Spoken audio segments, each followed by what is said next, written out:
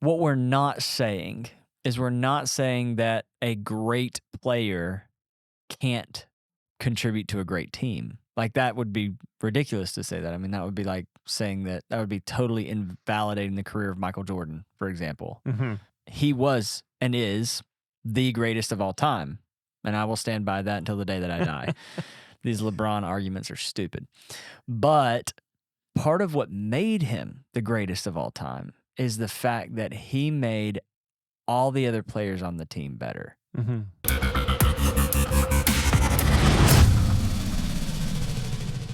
All right. Hey, everybody. Welcome to another episode of Own the Exit here in the studio with Aaron. I'm Caleb. What's up, Aaron? How you doing, man? How's it going, Caleb? Excited to be back on Own the Exit. Own the Exit. Oh, we yeah. love doing this. We love doing these kind of shorter episodes, just top of mind things that, we're either implementing into our business, thoughts that we're having, conversations that we're having. And so we were on a call with one of our fund manager partners, Wayne, and he was sharing this quote from John Wooden, the famous coach, basketball coach. Yeah. And the quote here, I'll read it, is, "A player who makes a team great is more valuable than a great player.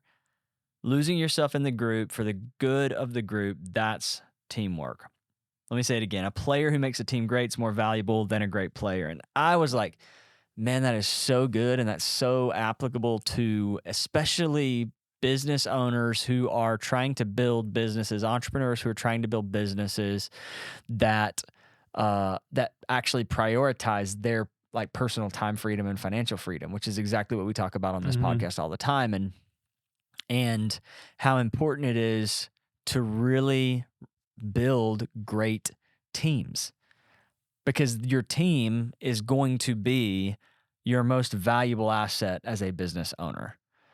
And so if you don't focus on building the right team, then you're likely not going to see the freedom that you want to experience. I mean, it's pretty straightforward, right? But I love that quote because sometimes we're thinking, I've got to hire the most talented, most skilled person if I want this. But in truth, you don't need to have a team of all-star people. You need to have an all-star team, which is comprised of people who actually make the team great and are willing to integrate well and all that kind of stuff. So I'd love to talk about the difference between an all-star player, an all-star employee, and how to build an all-star team. Yeah, so, I mean, I think it even starts with the business owner. Yeah. Because you mentioned, like, let's say you're an all-star person, an individual all-star. Yeah. And you start a business. Hey, now you're an all-star. Sorry. Rockstar. Yeah, that's my brain. Oh, yeah. That's how my brain goes. Yeah, you switched it up. Song. Sorry. No, that's not. You threw me off. Man, that song plays all the time still. Oh, it's ridiculous. I hate that song. I know. I hate it.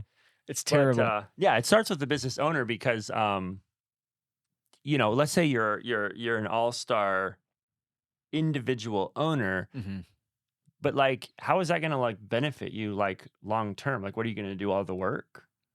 Like, how do you grow? So I think like I think it always starts at the top, right? Like anytime you see an organization that doesn't have a good team, it's usually because whoever like started the team like didn't have the right mindset or vision for that culture.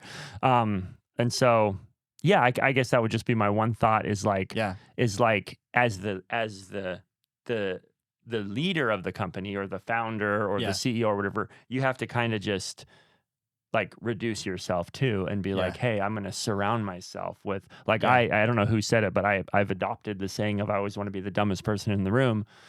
Yeah. Because, and I've been on some calls over the last year where I was like Zoom calls with teams of attorneys and everything. And I'm like, yeah, I'm definitely the dumbest person here. Yeah. But I'm like, but I'm the one that put this meeting together though. And so it's the idea of like, of us surrounding, ourselves with that team because it's leverage too. Yeah. And then we can, go farther. And so absolutely. So it's really there's a personal growth and personal development component to team building that gets overlooked, and that's that you actually have to develop yourself personally to the point. Specifically, what I'm hearing from you is humility is super valuable. Like being willing to say, and I hear a lot of people say, humility, like I want to see ego, I want to see da da da da. Like, and I get that. Like, there's something about like, not being timid, but I don't think humility equates to timidity. I think humility is saying, yeah, I actually want to consistently put myself in rooms where I'm the dumbest person in the room because that's the only way that I'm going to personally grow. And then I want to build a team that actually, when I sit with my team, like how baller is that? If I'm sitting with my team that I built and I'm the dumbest person in the room, that's awesome. Right. Like, and a lot of business owners, because of ego, would be intimidated by that idea. But honestly, like, that is the dream, is to build a team of people that are better than you. Well, yeah. And if you actually just take a step back, like, why wouldn't you do that? Yeah. Like you're in business. Why are you in business? To make a profit. So like, why wouldn't you surround yourself with people that are smarter than you in your business? Yeah. And I think you just have to ask yourself the question too, like, what's more important, results or getting the credit? Yeah. And I think it's amazing what you can get done if you don't care who gets the credit. Yeah. Right. It's the team now. It's not like, hey, I'm the guy that did all this. It's like, no, I'm just like one of the facilitators. Yeah. Or whatever, when you're the business owner. Yeah. And so I think that's just an important, principle. Yeah. Like what you said, it can be ego driven or it can be, just personality driven. But I think when you're building a team, to try to just you're just facilitating an environment where a lot of great people can just flourish and then work together, and that's going to be better over the long term. Yeah, there's a in I think it's Israeli parliament, there is an actual paid position that their job is to be the dissenter, right? Like they're actually paid to be the person that in every situation where a decision's being made, they're the person that's there to disagree. There's probably the one guy who just loves that job, right? He's and like, it's the perfect job for me. And it's, and you step back and you're like, oh, wouldn't that make it like super hard to move forward on decisions? Well, maybe, but it also would make it super hard to make really bad decisions. And to me, like that's one way that somebody can make a team great, is actually being willing to voice and vocalize disagreements in a way that's respectful, in a way that is uniting. Because it's like, if I'm just saying, if I'm the all-star player, then maybe I'm disagreeing because I want the ball to come to me because I want to be the hero. But if I'm a team player and I'm disagreeing, then it's because I want the team to win, And I look at this and I'm like, I don't think that's the best play to run. I don't think that's the best way to design this play. I don't think that's the best call in this situation. I don't think that's the best decision in this meeting. I don't think whatever it is. And being able to vocalize the disagreement with, a counter idea, that truly makes the team great over time. And if you can get a whole room of people who are willing to do that, that to me is like, that's gonna elevate that team to another level. Yeah. I was just thinking of when the Chiefs let Tyreek Hill go and traded him, and people were really upset, and I was kind of confused. But the idea was, hey, we're opening up this space for 3 receivers, right? Yeah. And so, it's just that idea of like, I guess that's the question I was going to propose from that example was, if you had a team with an all-star player, like, would you get rid of that person if they weren't contributing to the team? Not that he wasn't, but would you? But I think it's like, oh, you don't want to get rid of that guy though, right? Even if the rest of the team's not really benefiting from them, And so, but I think like, I've heard of leadership situations like in business where people have gotten fired or removed, and they were awesome. Yeah. But they were very singular. Yeah.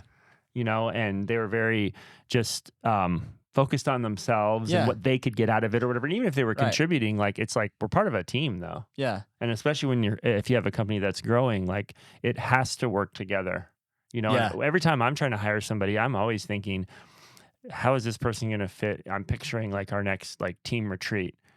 And I'm like, if that person's there, like, how does is it going to work with, you know, team. Not only their direct like roles and responsibilities, but even are they contributing to the overall culture and values that we all share? Yeah. And everybody's obviously independent and everything. Nobody's like, I don't want like cookie cutter stuff, but just how does it integrate in, you know, for the good of the whole? Yeah. And that's the I think what we're not saying is we're not saying that a great player can't contribute to a great team. Like, that would be ridiculous to say that. I mean, that would be like saying that would be totally invalidating the career of Michael Jordan, for example. Right? Like, he was and is the greatest of all time. And I will stand by that until the day that I die. These LeBron arguments are stupid. But he also, part of what made him the greatest of all time is the fact that he made all the other players on the team better. You know? And so that, to me, like, when you land that guy, when you land the guy that not only is great, but makes everyone else around them great, that's your all-star. That's what you're going for. And if you can build a team of those types of people, then that's what's going to take your business to the next level. Yeah. But when you're building a team, prioritizing and not necessarily just looking at the resume in terms of what qualifications does this person have, what background do they have, what, you know, skills have they proven, what accomplishments have they made. It's like, yeah, those are important to look at, but it's equally as important to dig in and ask a lot of questions to find out how well will this person integrate into the team. And that includes understanding their values. That includes understanding their, you know, the intangibles of what they bring to a team.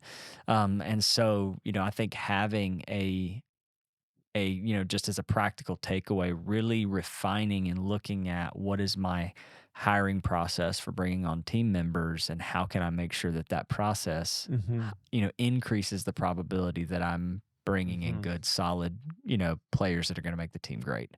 Yeah, absolutely.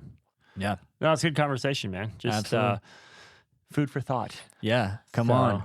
Yeah. All right. Well, I think that's going to wrap it up for today. Thank you guys for joining us for another episode of On the Exit. Hey, why don't you leave us a review if you haven't yet and share this episode with someone who you think would benefit from it. That's it. That's all for now. Thanks for watching. Thanks. See you guys next. Have a good day. Yep. See you guys next time.